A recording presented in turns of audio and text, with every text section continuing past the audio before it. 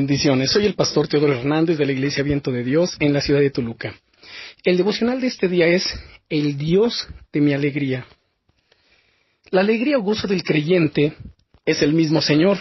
Recordemos que la Escritura nos dice, por ejemplo, en el Salmo 43 y versículo 4, entraré al altar de Dios, al Dios de mi alegría y de mi gozo, y te alabaré con arpa, oh Dios de mi salvación, Dios mío eres tú. Vemos entonces que esta alegría o gozo está ligada a Dios mismo. El vivir en su voluntad nos llena de su gozo. Por eso el Padre Celestial también dijo de Jesús, este es mi Hijo amado, en el cual tengo complacencia. Es una frase que también significa, me gozo en mi amado Hijo. Ahora, ¿por qué el Padre se goza? Porque el Hijo vivió para hacer su voluntad. El Señor Jesús amó hacer la voluntad del Padre, entonces el gozo del Hijo era el gozo del Padre.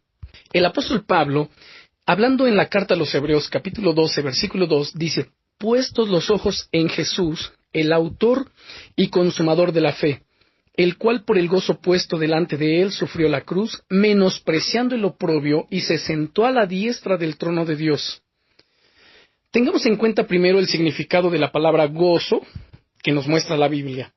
En los escritos del Antiguo Testamento, el gozo es alegría, bienestar, deleite, júbilo, regocijo, expresión acompañada de moralidad y rectitud.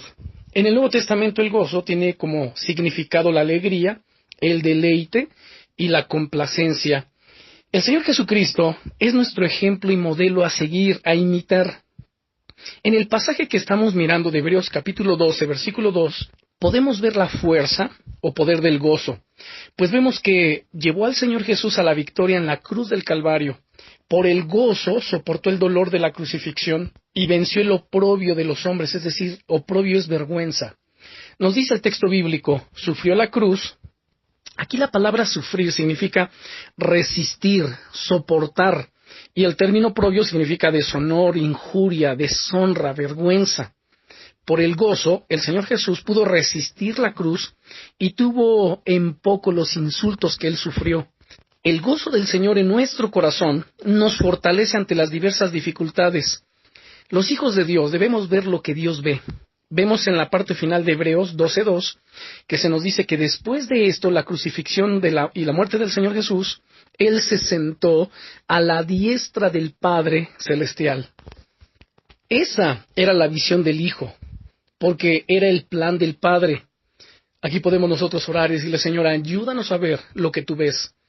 Recordemos, por ejemplo, que el pueblo de Israel anduvo por el desierto e iba camino a la tierra de la abundancia. Pero al mantener una visión escasa y de fracaso, fortalecía continuamente la incredulidad en su corazón. Las dificultades y pruebas del camino produjeron en ellos una continua queja y murmuración. Ellos no miraban por la fe, no miraban la tierra de la abundancia, y por eso los recuerdos del pasado, de Egipto, y el miedo los hacía pensar y desear volver atrás y renunciar al camino que ya habían emprendido. No olvidemos que la amargura y el resentimiento impiden disfrutar el gozo o la alegría en Dios. Por ejemplo, el profeta Jonás, leemos en su libro que él recibió de Dios una encomienda, que era conquistar una ciudad con su mensaje, predicarles, y esa ciudad era la ciudad de Nínive. Sería usado él como fiel profeta de parte de Dios. Pero el corazón del profeta estaba resentido, había albergado en su corazón la amargura, y por eso quería venganza. Por todo esto a Jonás se le convierte en una amargura esa encomienda divina. Cuando no está la alegría o el gozo en Dios, hay frustración y enojo. La Biblia nos enseña que el profeta Jonás se enojó y él se sintió frustrado, pues vio que Dios había perdonado a los habitantes de Nínive. La Biblia nos dice, pero esto disgustó mucho a Jonás y lo hizo enfurecerse y le dijo a Dios, así que ahora, Señor, te suplico que me quites la vida. Prefiero morir que seguir viviendo. Eso nos dice en el libro de Jonás, capítulo 4. Vemos entonces que la falta de perdón, la amargura y resentimiento le impidieron al profeta experimentar la alegría en Dios por la salvación de todos estos habitantes.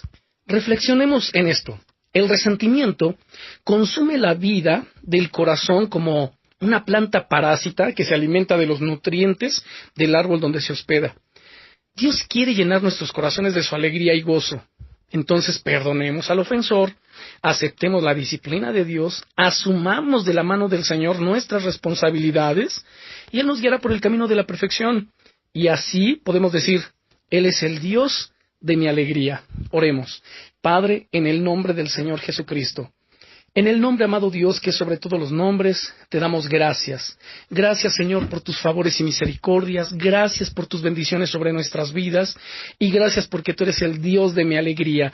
Aun en medio de las aflicciones, de las pruebas, de las luchas, de las dificultades, nos gozamos y nos alegramos en ti, porque tú eres ese Dios, el Dios de mi alegría, el Dios que está allí para fortalecernos, para bendecirnos, pues escrito está que a los que a ti te amamos, todas las cosas nos ayudan a bien. Muchas gracias, Padre, en el nombre maravilloso del Señor Jesucristo. Amén. Bendiciones.